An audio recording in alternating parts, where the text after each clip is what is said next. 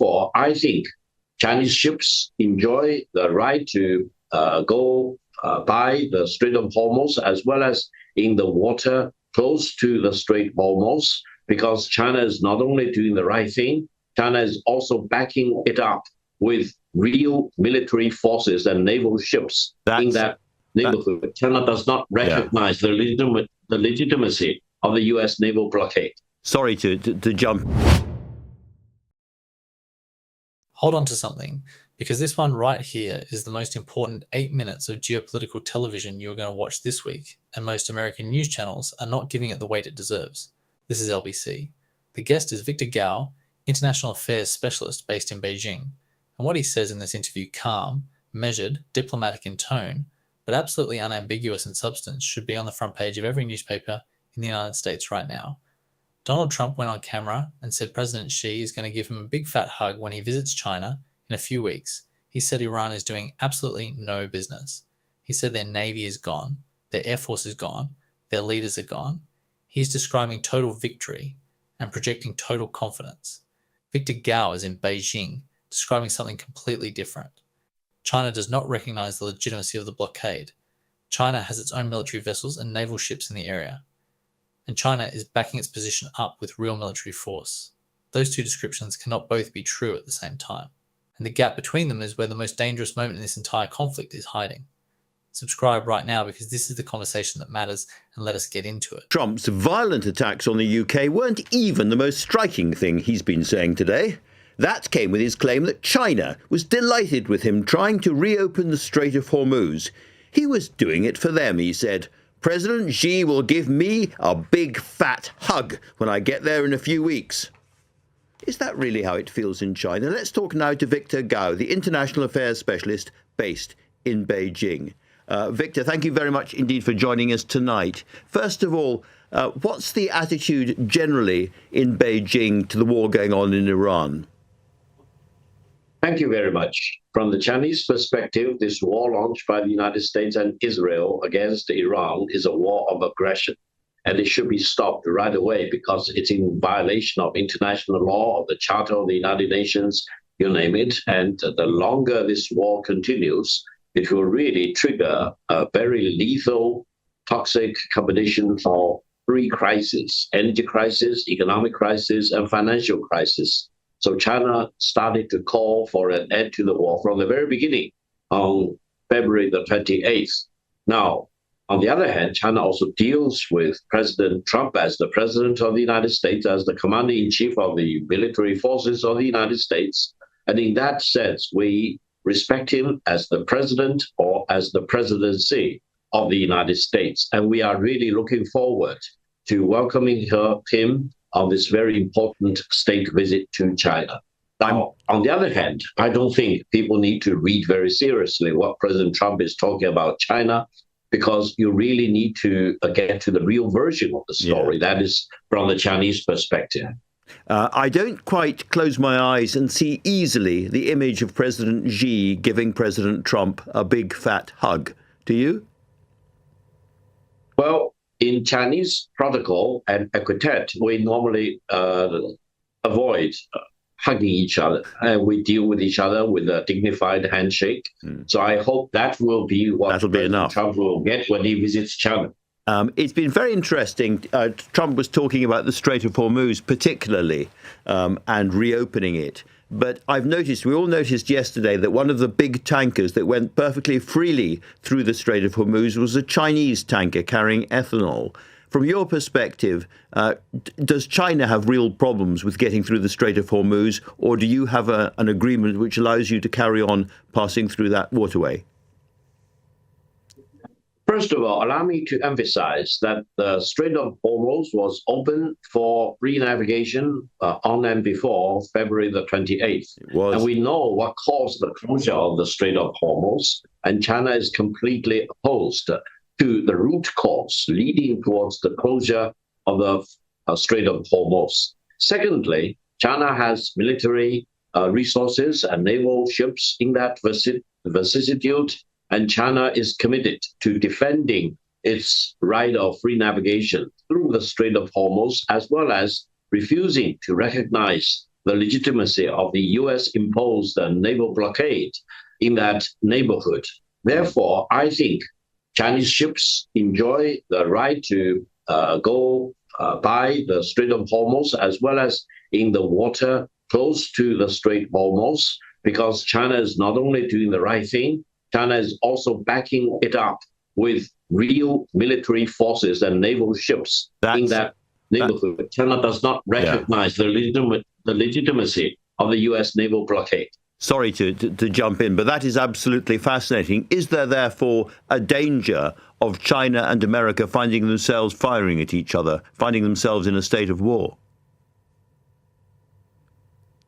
Well, I hope not. I hope the US side, including their military, will know the full consequence of firing at a Chinese military object or disrupting the free navigation of the Chinese naval ships as well as commercial ships. Because if there is only one country in this world that the United States cannot afford to dismiss or completely disregard, it is China, based on its overall strength, its commitment to defending its legitimate interests, as well as its very open eagerness to deal with the United States on completely equal basis with each other.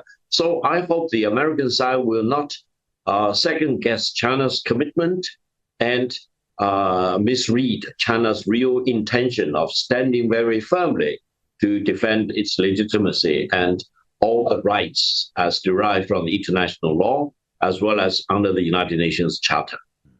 One of the possibilities that's being talked about is the United States going on to seize some of the islands around the Strait of Hormuz, and indeed even perhaps part of the coastal littoral of Iran there. Would there, if that happened, would there be a read across to the situation regarding Taiwan?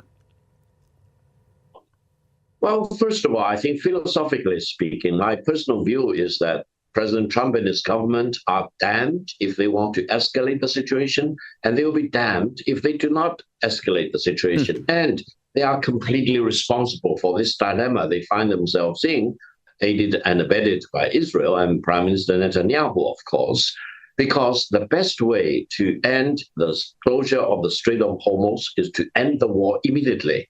And if the United States further escalates, it will really trigger the toxic combination of three crises combined together: the energy crisis, which is already happening, the economic crisis, which is happening, but the data thereof probably is trailing behind, and then... Let us start with the big fat hug, because it is not just an embarrassing moment of diplomatic miscalculation.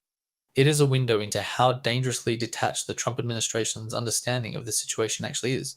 Trump went on camera and told the world that Xi Jinping is going to give him a big fat hug when he arrives in China, that China wants this conflict over and is essentially on America's side in wanting the Strait of Hormuz reopened, that he's doing China a favor with this blockade, and Xi knows it and appreciates it. Victor Gao's response is patient, precise, and devastating. Chinese protocol favors a dignified handshake, not a hug. And more importantly, China called for an end to this war from February the 28th, not because it supports American objectives, because it considers this a war of aggression launched in violation of international law and the United Nations Charter. That is not the posture of a country that is grateful for the blockade. That is the posture of a country that is watching an illegal war unfold, managing its commercial interests around the disruption it is causing, and waiting to see how far the United States is willing to push before China has to make a decision about how far it is willing to be pushed. The Chinese tanker carrying ethanol through the Strait of Hormuz is the detail that crystallizes everything. While Trump is on television saying Iran is doing absolutely no business and the blockade is airtight, a Chinese commercial vessel transited the strait freely. The LBC presenter noticed it. Victor Gao explains it without blinking. China does not recognize the legitimacy of the blockade. China has military resources and naval ships in the area. China is committed to defending its right of free navigation. And China is backing that commitment up with real force on the water. Read that again slowly. China has warships in the vicinity of the Strait of Hormuz. China does not recognize the American naval blockade as legitimate. And Chinese commercial vessels are transiting the strait. That is not a diplomatic position statement. That is a live operational reality. American naval forces and Chinese naval forces are in the same water, and they have fundamentally incompatible positions on what is legally permitted to happen there. The presenter asks the question directly. Is there a danger of the United States and China firing at each other? And Gao does not say no. He says he hopes not. And then he says something that every person in Washington with any decision-making authority needs to hear and internalize immediately. If there is only one country in the world that the United States cannot afford to dismiss or completely disregard, it is China. He says it plainly. He says the American side should not second-guess China's commitment or misread China's real intention of standing firmly to defend its rights under international law. That is a warning. Delivered calmly, in complete sentences. On British television, by a man who speaks for Beijing's perspective with the kind of measured precision that makes it more serious, not less. When someone who's been careful with their words tells you not to misread their intentions, they are telling you the misreading would have consequences. Gao is not threatening. He is informing. And the difference between those two things is the difference between a country that is posturing and a country that has already made its decision and is waiting to see if the other side understands what it just said. The dilemma framing is the most intellectually honest assessment of Trump's position that has been offered by anyone on any channel in this entire conflict. Gao says Trump is damned if he escalates and damned if he does not escalate, and he is completely responsible for the dilemma he finds himself in, aided and abetted by Netanyahu. If Trump escalates by seizing islands around the strait or pushing further into Iranian territory, he triggers the toxic combination. Energy crisis already happening, economic crisis developing with data trading behind real conditions, and then the financial crisis explosion that follows when those two combine. If Trump does not escalate, he is the boy who cried wolf. The president who threatened to send Iran back to the Stone Age and then negotiated a deal that looks like the one he destroyed. Neither exit preserves what he came into this conflict claiming he was going to achieve. The Taiwan question the presenter raises is not an idle hypothetical. If the United States demonstrates that it is willing to seize sovereign territory around a strategic waterway in one theatre, China is watching very carefully what precedent that sets and what response it legitimizes in another theatre. Gao just does not answer that question directly. He does not need to. The question answers itself. Here is the bigger picture, and it is the one that the Senkwai-Ger debate touched on, and that this interview makes concrete in a way that nothing else has. While the United States and Russia exhaust their militaries and treasuries in regional conflicts, China is the one power that has not fired a shot, not lost a ship, not spent $1 trillion, and not alienated half its allies. China has naval vessels in the Strait of Hormuz defending free navigation. China has trade relationships across the global south that have deepened while American attention has been consumed by this war. China is watching the American empire spend itself into exhaustion on a conflict that was supposed to be over in days, and is now metastasizing toward a confrontation that nobody in Washington appears to have war-gamed seriously. Victor Gao is not hostile in this interview. He is not triumphant. He is matter-of-fact. And that matter-of-fact quality is the most alarming thing about it. He is describing a situation in which China has already made its calculations, already positioned its assets, already decided what it will and will not accept, and is now simply waiting to see whether the United States figures out what it has walked into before someone on the water makes a decision that cannot be undone. Trump says Xi will give him a big fat hug. Beijing says dignified handshake. Between those two images is the entire story of an administration that has confused its own propaganda for reality and is now navigating one of the most dangerous geopolitical moments of the century with the navigational tools of a social media personality rather than a commander-in-chief. The only solution Gao offers is the one nobody in the administration wants to hear. End the war immediately, not on favourable terms, not with a victory lap. Just end it. Because every day it continues, the toxic combination gets more lethal and the distance between American naval vessels and Chinese naval vessels gets more consequential. Stay locked in. Stay informed. Because what happens in the Strait of Hormuz in the next few weeks is not just a Middle Eastern story. It is a story about whether the world's two most powerful militaries can avoid a confrontation that neither of them officially wants, but both of them are currently positioned to stumble into. If this channel is keeping you ahead of that story, subscribe right now, share this video, and bring somebody else into the conversation who needs to understand what is actually happening out here. I'm Lucas Stowe, and I will see you in the next one.